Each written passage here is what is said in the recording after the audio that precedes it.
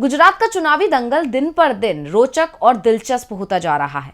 जैसे जैसे मतदान की तारीख नजदीक आ रही है, सभी राजनीतिक दलों ने अपने चुनाव प्रचार की रफ्तार को और तेज कर दिया है। हालांकि मुकाबले में 3 पार्टियां हैं, लेकिन मुख्य मुकाबला बीजेपी और कांग्रेस में ही नजर आ रहा है। और अब कांग्रेस की तैयारियां बीजेपी को डरा रही हैं। तो आखिर क्यों डरी हुई है बीजेपी? कांग्रेस किन मुद्दों पर कर रही है फोकस?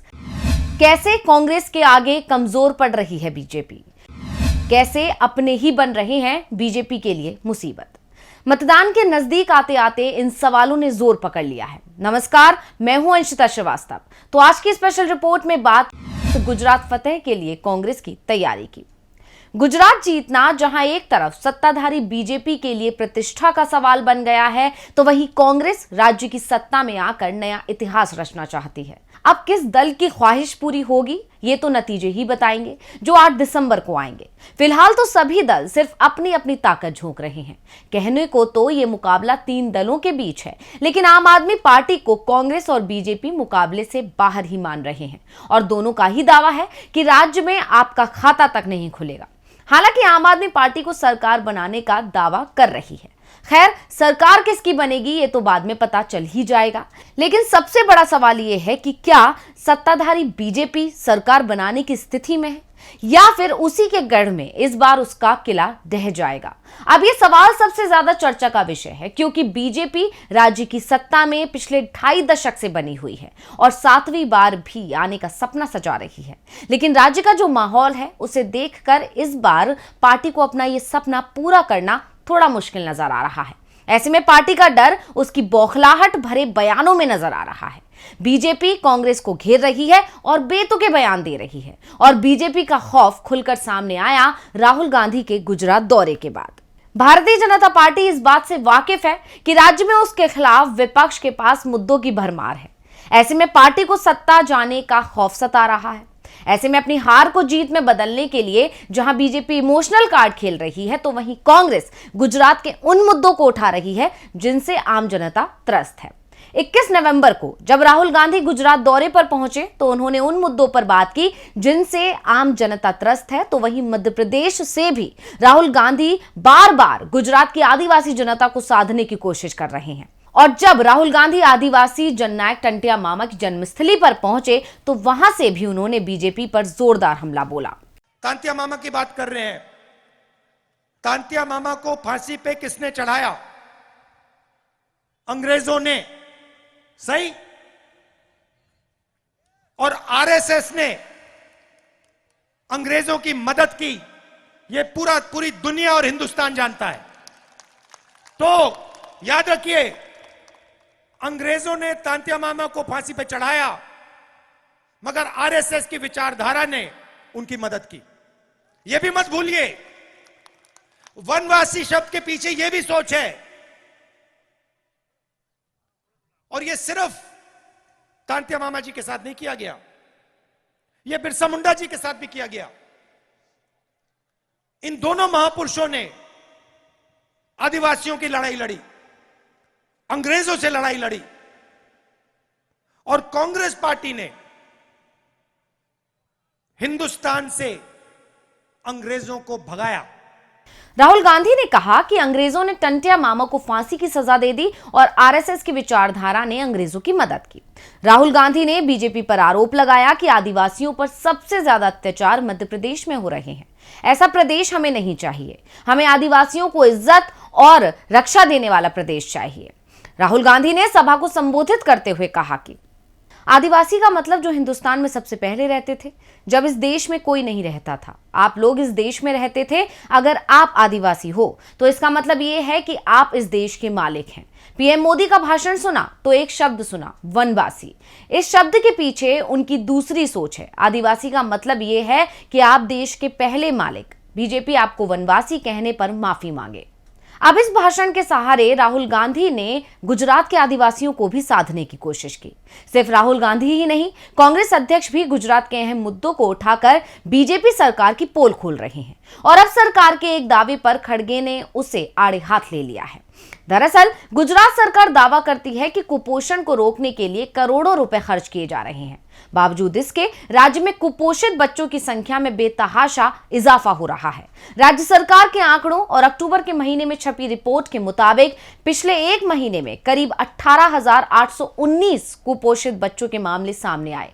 बनासकांठा जिला कुपोषित बच्चों के मामले में अव्वल है।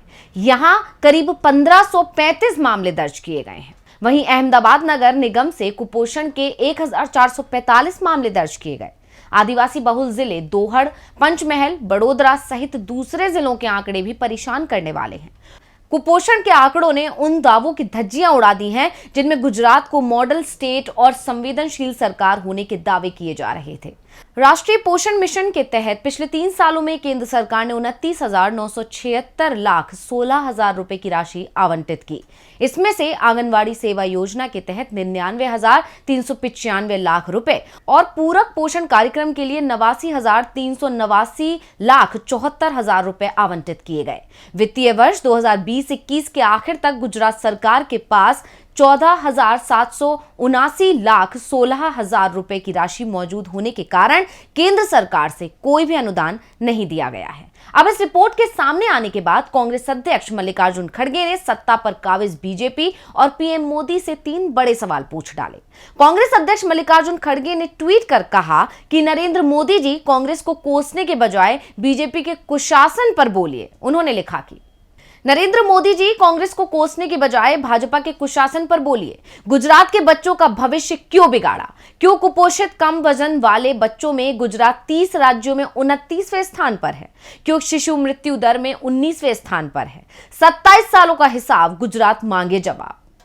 कांग्रेस अध्यक्ष खड़गे ने इन सवालों से एक बार फिर बीजेपी की पोल खोल दी है। हालांकि सिर्फ ये ही एक मुद्दा नहीं है। राज्य में ऐसे न जाने कितने मुद्दों की भरमार है जिस पर कांग्रेस ने बीजेपी सरकार की बोलती बंद कर दी है। जैसे मोरबी हादसा, बिल्किस बानो के दोषियों की रिहाई, महंगाई, बेरोजगारी, ये वो तमाम मुद्दे हैं जिन पर कांग्रेस गुजरात सरकार को घेर रही है और सरकार के पास जवाब नहीं है और सरकार को सत्ता जाने का डर नजर आ रहा है। यही वजह है कि जब बीजेपी के हाथ में कुछ नहीं बचा तो इमोशनल कार्ड खेलने की कोशिश कर रही है या फिर कांग्रेस और राहुल गांधी को बीजेपी विरोधी बता रही है। पिछले दिनों जब पीएम मोदी गुजरात दौरे पर आए थे तो उन्होंने कांग्रेस नेता मधुसूदन मिस्त्री के औकात वाले बयान को खूब भुनाने की कोशिश की थी। 21 नवंबर को पीएम मोदी ने सुरेंद्र नगर की रैली में कहा था कि कांग्रेस वाले कहते हैं कि मोदी को औकात दिखा देंगे। अहंकार है भाइयों, अहंकार। मोदी को औकात दिखा देंगे। अरे माई बाप, आप तो राज परिवार से हैं। मैं तो एक सामान्य परिवार की संतान हूं। मेरी कोई औकात नहीं है। तुम मेरी औकात मत दिखाओ। मैं तो सेवादार हूं, नौकर हूं। सेवादार की कोई औकात नहीं होती। मोदी को उसकी औकात दिखा देंगे। अहंकार जो भाइयों, अहंकार जो, मोदी को उसकी औकात दिखा देंगे। अरे माँ बाप, તમે તો બધા રાજ પરિવારો છો, હું તો એક સામાન્ય પરિવારનું સંતાન છું। મારી કોઈ औकात નથી બાપા। તમે મારી औकात દેખાડવાની। અરે હું તો સેવક છું, સેવક છું। હું તો સેવાદાર છું અને સેવક કે સેવાદારની વળી औकात હોતી હશે? અરે તમે મને નીચ પણ કહ્યો, નીચી જાતિનો પણ કહ્યો। અરે તમે તો મને મોતનો સોદાગરો પણ કહ્યો। અરે તમે તો મને ગંદી નાળીનો કીડો પણ કીધો। બધું કીધું ભાઈ, તમે બધું કીધું। હવે તમે औकात બતાવવા નીકળ્યા છો। અમારી કોઈ औकात નથી। મહેરબાની કરીને વિકાસના મુદ્દાની ચર્ચા કરો અને આ ગુજરાતને વિકસિત ગુજરાત બનાવવા માટે આવો मैदाનમાં। આ औकात બનાવવાના ખેલ દવા દો ભાઈ। इतना ही नहीं, जब सामाजिक कार्यकर्ता मेधा पाटकर भारत जोड़ो यात्रा में शामिल हुई तो पूरी बीजेपी ने इसे मुद्दा बना दिया और राहुल गांधी को गुजरात विरोधी बताना शुरू कर दिया। पीएम मोदी, गृह मंत्री अमित शाह, सीएम भूपेंद्र पटेल, पार्टी अध्यक्ष जेपी नड्डा सहित पूरी बीजेपी कांग्रेस के पीछे पड़ गई। बीजेपी अध्यक्ष जेपी नड्डा ने कहा, मेधा पाटकर ने हमेशा विकास विरोधी स्टैंड लिया है। उनके बगल में खड़े राहुल गांधी का मतलब है कि वो भी गुजरात विरोधी हैं। पीएम सहित बीजेपी के तमाम दिग्गजों के इन बयानों से साफ हो गया है कि एक बार फिर बीजेपी गुजरात में काम की जगह नाम पर चुनाव जीतने की कोशिश कर रही है, क्योंकि पार्टी समझ चुकी है कि उसके लिए राज्य में काम के नाम पर जीतना बेहद मुश्किल है। ऐसे में पार्टी इमोशनल कार्ड चलकर कांग्रेस का मुकाबला करने की कोशिश कर रही है। लेकिन इस बात से इनकार नहीं किया जा सकता कि कांग्रेस की तैयारी बीजेपी पर भारी पड़ रही है और उसी का असर है कि पीएम गुजरात में डेरा डाले हुए हैं और धुआंधार रैलियां कर रहे हैं।